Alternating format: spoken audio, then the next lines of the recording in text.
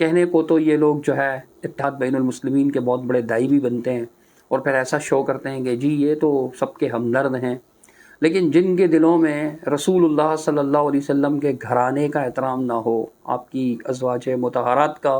احترام نہ ہو، آپ صلی اللہ علیہ وسلم کے اصحاب کا احترام نہ ہو، تو آپ اندازہ لگا سکتے ہیں کہ عام مسلمانوں کے لیے ان کے دلوں میں کیا ہمدردی ہو سکتی ہے اور کیا نرمی ہو سکتی ہے۔ بس یہی کہ کہنے کی وفا اور ہے، کرنے کی وفا اور۔ تو گزشتہ دنوں جو ہے، کل پرسوں ابھی ان کے ایک ذاکر ہیں شہریار عابدی صاحب، جو عموماً اشتعال انگیزی اور فرقہ واریت بھڑکانے میں، فرقہ واریت کی آگ بھڑکانے میں کمال دکھانے کی کوشش کرتے ہیں۔ انہوں نے صحیح بخاری شریف کی ایک حدیث کو لے کر کے سیدہ عائشہ صدیقہ طاہرہ مطہرہ عابدہ زاہدہ رضی اللہ تعالی عنہ کے بارے میں کیا ہرزہ سرائی کی، ذرا سن لیجئے گا، پھر میں اس کی وضاحت بھی کر دیتا ہوں۔ تو سب سے پہلے جنہوں نے مولا امیر المؤمنین کے لیے مختلف مواقع میں پرابلم کریٹ کیے اور مختلف نظریات دیے انہوں نے، وہ ذات تھی جناب عائشہ کی۔ اب بخاری میں اور مختلف کتابوں میں ایک جملہ ہے کہ رسول اللہ صلی اللہ علیہ وسلم نے ان کے گھر کی جانب اشارہ کر کے فرمایا ہا ہن الفتنہ، 3 دفعہ، کہ یہاں فتنہ ہے اور یہاں سے شیطان کا سینگ نکلے گا۔ آپ نے شہریار عابدی صاحب کی بات سنی، سیدہ عائشہ صدیقہ رضی اللہ تعالی عنہا کے گھر کے بارے میں وہ یہ بات کہہ رہے ہیں۔ بات کو سمجھیے گا کہ رسول اللہ صلی اللہ علیہ وسلم مشرق کی جانب اشارہ فرما رہے تھے۔ نعوذ باللہ ثم نعوذ باللہ، اللہ کے رسول صلی اللہ علیہ وسلم نے یہ قطعاً نہیں فرمایا تھا خود اپنی زبان سے کہ عائشہ کا گھر فتنے کا مرکز ہے، یا عائشہ رضی اللہ تعالی عنہ کے گھر سے جو ہے وہ فتنے نکلیں گے، یہاں سے شیطان کا سینگ طلوع ہوگا، یہ بات نہیں کہی۔ رسول اللہ صلی اللہ علیہ وسلم نے مشرق کی طرف اشارہ کیا۔ اس اشارے کو بیان کرتے ہوئے عبداللہ بن عمر رضی اللہ تعالیٰ عنہ نے بار بار مشرق کا لفظ بھی فرمایا، کبھی وہ مشرق کا لفظ فرماتے اور کبھی فرماتے عائشہ کے گھر کی طرف اشارہ کیا، چونکہ ان کا گھر بھی مشرق کی طرف واقع تھا۔ تو خود شہریار عابدی صاحب مختلف کتابوں سے یہ بات دکھاتے ہوئے، صحیح مسلم کا ایک یعنی مترجم نسخے کا ایک ایڈیشن وہ دکھاتے ہیں، ایک پیج کا اسکین لگائے ہوئے ہیں، تو اس میں وہ یہ روایت پڑھ کر بڑی وہ مطلب باتیں کرتے ہیں کہ بڑا سخت ہو گیا معاملہ، یہ ہو گیا وہ ہو گیا، اور پھر آتے آتے آخر میں جو روایت ہے اس میں یہ لفظ ہیں یعنی المشرق، حدیث کے اندر حدیث کے لفظ ہیں، راوی کے لفظ ہیں یہ یعنی المشرق، کہتے ہیں کہ یہ بعد میں اضافہ کر دیا گیا ہے۔ خرج رسول اللہ صلی اللہ علیہ وآلہ وسلم من بیت عائشہ فقال راس الکفر من ہا ہنا، کفر کا سرغنہ یہاں ہے، من حیث یطلع قرن الشیطان، یہاں سے نکلے گا شیطان کا سینگ، اور بعد میں پھر اضافہ کر دیا گیا یعنی مشرق۔ بات کا اضافہ نہیں ہے، یہ آپ کا بغض ہے جو آپ یہ اس طرح کی بات کر رہے ہیں، وگرنہ صحیح بخاری شریف کے اندر ہی یہ بات موجود ہے۔ مثال کے طور پر آپ دیکھیے، صحیح بخاری شریف کی حدیث ہے،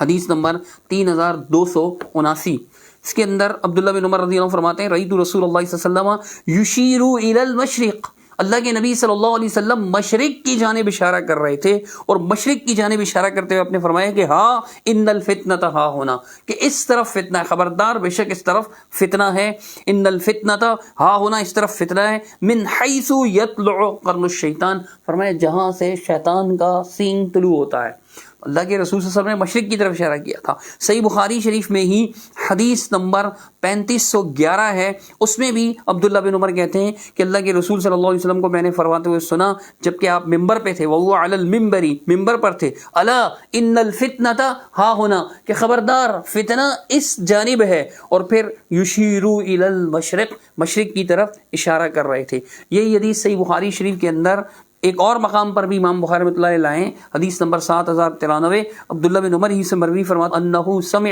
رسول اللہ صلی اللہ علیہ وسلم، یعنی ابن عمر نے رسول اللہ صلی اللہ علیہ وسلم کو فرماتے ہوئے سنا، وہو مستقبل المشرق، جبکہ آپ مشرق کی طرف رخ کیے ہوئے تھے، یقول الا ان الفتنۃ ہا ہونا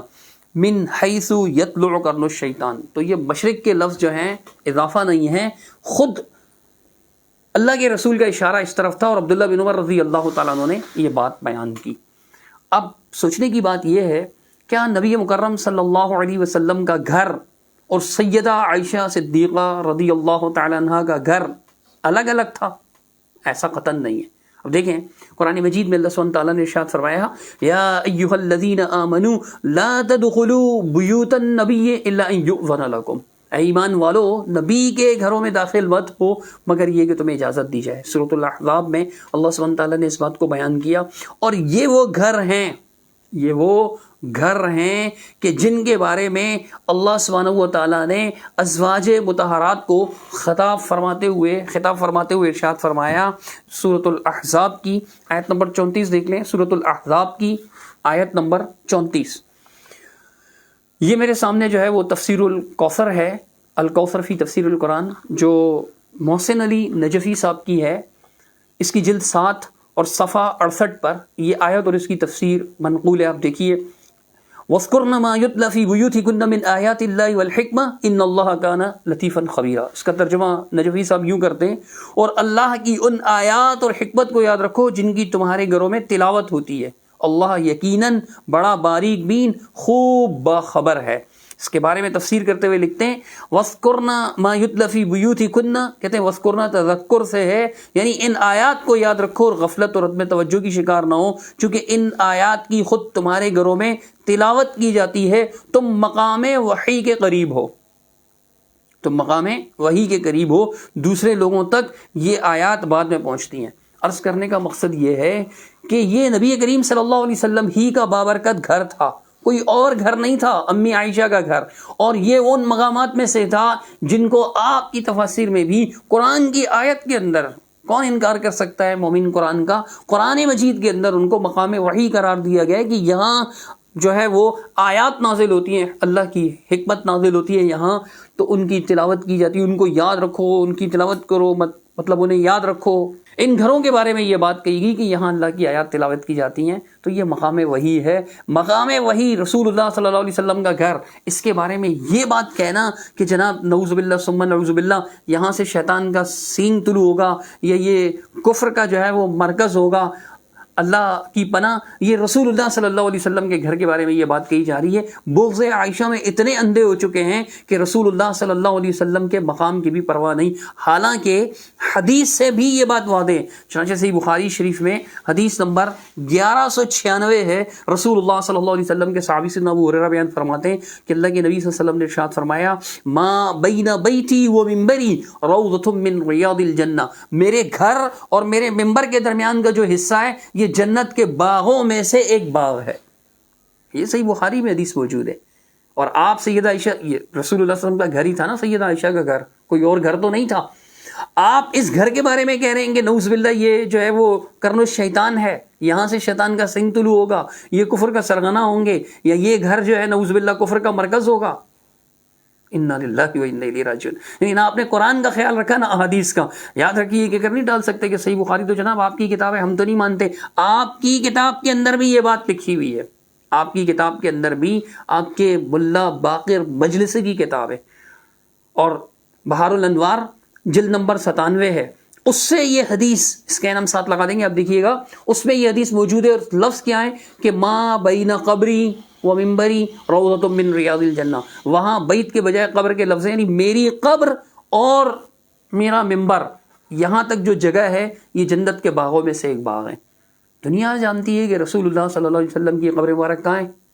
سیدہ عائشہ صدیقہ کے گھر میں۔ تو اللہ کے رسول جس کو جنت کا باغ کہہ رہے ہیں، آپ اسے شیطان کا مرکز قرار دے رہے ہیں۔ اللہ تعالیٰ آپ کو ہدایت دے، بغض میں اندھے نہ ہو جائیے